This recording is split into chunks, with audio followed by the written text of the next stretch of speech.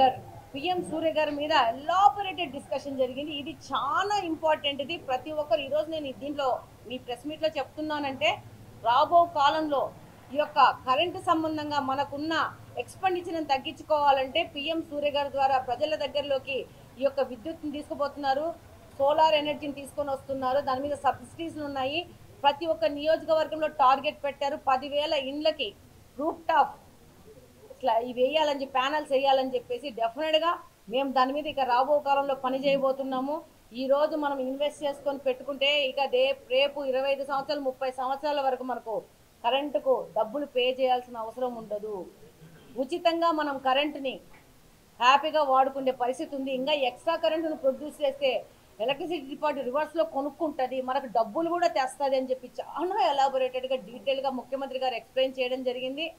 మేము కూడా చెప్పాము, ఫస్ట్ మా ఇండ్ల మీదనే వేయించుకుంటాం మేము సోలార్ ప్యానెల్స్, మేము ఆదర్శంగా ముందుకెళ్తాము, మా ఇండ్ల మీద వేయించుకొని చెప్పేసి మేము కూడా ఆయనకి చెప్పడం జరిగింది. డెఫినెట్గా మీరు మీడియా కూడా సూర్య గారి ద్వారా ఎలా ప్రజలు దీని మీద ప్రయోజనాత్మకం ఉంటుంది, లాభం ఎలా పడతారని పెద్ద ఎత్తున తీసుకుపోవాల్సిన అవసరం ఉంది. మీలో కూడా ఎవరైనా ఇంట్రెస్ట్ ఉంటే డెఫినెట్గా సబ్సిడీ అనేది ఇప్పుడు ఉంది. ముందు ఫస్ట్ కమ్స్ ఫస్ట్ బేసిస్ మీద రేపు ఈ సబ్సిడీ తగ్గించే అవసరం, ఎక్కువ మంది వెళ్ళిపోయాక తగ్గించే అవకాశం ఉంది. కాబట్టి తొందరపడండి. భారతదేశంలో మొత్తం మీద ఆంధ్రప్రదేశ్ దీని యొక్క అడ్వాంటేజ్ తీసుకోవాలా, దాంట్లో ప్రథమ స్థానంలో ఉండాలని చెప్పేసి మన ముఖ్యమంత్రి గారు ఒక పిలుపునివ్వడం జరిగింది. ఎవరున్నా మన నియోజకవర్గంలో ముందుకొస్తే దానికి సంబంధించిన కార్యక్రమాలు ముందుకు పోవడం జరుగుతుంది. వాళ్ళకి ఇక్కడ రాజకీయంగా ఇక్కడ ప్రతినిధులం కాబట్టి వాళ్ళకి ఆ విధంగా హెల్ప్ చేయడానికి కూడా ముందుకెళ్తామని తెలియజేస్తున్నాను. అలాగనే చివరిగా కడప నగరానికి ఏ విధంగా గెలిపిస్తే మేము సమస్యల మీద పోరాడతాము, నీటి సమస్య డ్రైనేజ్ సమస్య మీద పోరాడతామని చెప్పినాము. ఆ విధంగానే గెలిచిన రోజు నుంచి ఏ విధమైన అవకాశం తీసుకోకుండా ముందుకెళ్ళి పనిచేస్తున్నాం. అందులో భాగంగా ప్రతి ఒక్క వారానికి 2 రోజులు మన కడప స్వచ్ఛ కడప అని చెప్పేసి ప్రోగ్రాం, మా సొంత ప్రోగ్రాం కడప నియోజకవర్గానికి సంబంధించిన ప్రోగ్రాంతో ముందుకెళ్తున్నాం. అందులో భాగంగా ప్రతి ఒక్క డివిజన్లో వారానికి 2 డివిజన్లు మేమే సొంతంగా 6 గంటల నుంచి 10 గంటల వరకు తిరిగి అక్కడ ఉన్న సమస్యలు తెలుసుకొని అప్పటికప్పుడు అధికారులతో ఆ సమస్యల పరిష్కార దిశగా వాళ్ళని ముందుకు ప్రోత్సహించి ముందుకు తీసుకెళ్ళి మళ్ళీ 3-4 రోజుల్లో ఆ సమస్యలు పరిష్కరించారా లేదని రివర్స్ మనము ఫీడ్బ్యాక్ కూడా తీసుకొని సమస్య పరిష్కరించలేని ప్రాబ్లమ్స్ ఎందుకు పరిష్కరించలేకపోయినామని చెప్పేసి మళ్ళీ రివ్యూ చేసి వాటిని ఎలా పరిష్కరించాలనేది ముందుకెళ్తున్నాము. అలానే కాకుండా మనం ఎలక్షన్స్లో చెప్పినాము షామిరియా బ్రిడ్జ్, లా కాలేజ్ బ్రిడ్జ్ మేము వేస్తాము అని చెప్పాను. అది మా వాగ్దానము. దానికి ఈరోజు కూడా కట్టుబడే ఉన్నాము. దాంట్లో ఈ డిలే జరగడానికి కారణం ఏంటి అని అంటే గత ప్రభుత్వంలోని పాలకులు టెంకాయలు కొట్టారే కానీ దాన్ని ఏంటి దాంట్లో వర్క్ ప్రోగ్రెస్ ఎంత ఉందనేది ఏమీ గమనించాల. మేము కూడా టెండర్లు అయిపోయినాయి కదా, అగ్రిమెంట్లు అయిపోయినాయి కదా, వెంటనే మనం పనులు మొదలు పెట్టేస్తాం కదా అన్న ఉద్దేశంతో మేము కూడా చాలా ఉత్సాహంగా పోయాం. గెలిచిన నాటి నుంచి ఈ యొక్క ఇది ఒక విషయము తెలిసినాక మళ్ళా కొత్త ప్రపోజల్స్ పెట్టి కొత్తగా మళ్ళా ముఖ్యమంత్రి గారి దగ్గర నుంచి పర్మిషన్ తీసుకొని ప్రతి ఒక్క డిపార్ట్మెంట్, ఫైనాన్స్ డిపార్ట్మెంట్, అన్ని డిపార్ట్మెంట్లో నుంచి ముందుకు తీసుకొని వచ్చేసేసి రెవెన్యూ డిపార్ట్మెంట్ అందరి దగ్గర నుంచి మళ్ళీ తీసుకొని వచ్చి మళ్ళీ ముఖ్యమంత్రి గారి దగ్గరకు వచ్చేసింది. ఫైల్ రౌండ్ తిరిగేసేసి దగ్గరలో ఆ యొక్క 2 కార్యక్రమాల మీద క్లియరెన్స్ వచ్చేస్తుంది, టెండర్లు జరుగుతాయి. వాటిని పూర్తి చేసి అవి శ్రీనివాసరెడ్డి గారి యొక్క ప్రామిస్ దాన్ని నిలబెట్టడం అయితే జరిగి తీరుతుంది. అందులో వెనక్కిపోయేది లేదు. అది జరిపి తీరి కడప ప్రజలకు మా యొక్క నిబద్ధత ఏదో ప్రూవ్ చేసుకుంటాం. దాంతోపాటు 22 స్ట్రోమ్ వాటర్ డ్రైన్స్ కూడా వీళ్ళు పూర్తి చేయలేక మందకొడికగా జరిపారు. దాన్ని కూడా మళ్ళీ సపరేట్గా ఫైనాన్షియల్ క్లియరెన్స్ తెప్పించేసి వాటి ఎందుకంటే చాలా ఇంపార్టెంట్ డ్రైన్స్, ఆ డ్రైన్స్ చేసుకుంటేనే మన కడప సురక్షితంగా ఉంటుంది.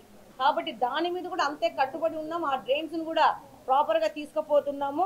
అలాగనే ఎలాగ నీళ్ళ సమస్య ఉందో ఆ నీళ్ళ సమస్య మీద కూడా పోరాడుతున్నాము. దానికి సంబంధించిన ప్రాజెక్టుల మీద కూడా కంప్లీట్గా రివ్యూ చేస్తూ ప్రతి ఒక్క నెలకు 1-2 సార్లు పోయేసి సీఎంఓలో మన ఫైల్స్ ఎక్కడున్నాయి, ఏమున్నాయి, వాటిని కావాలా, వాటిని చేసుకోవాలా, మాకు నీళ్ళు లేవు. నేను ఒకటే అడుగుతున్నాను హాల్లో, మేమేం అడగట్లేదు మిమ్మల్ని.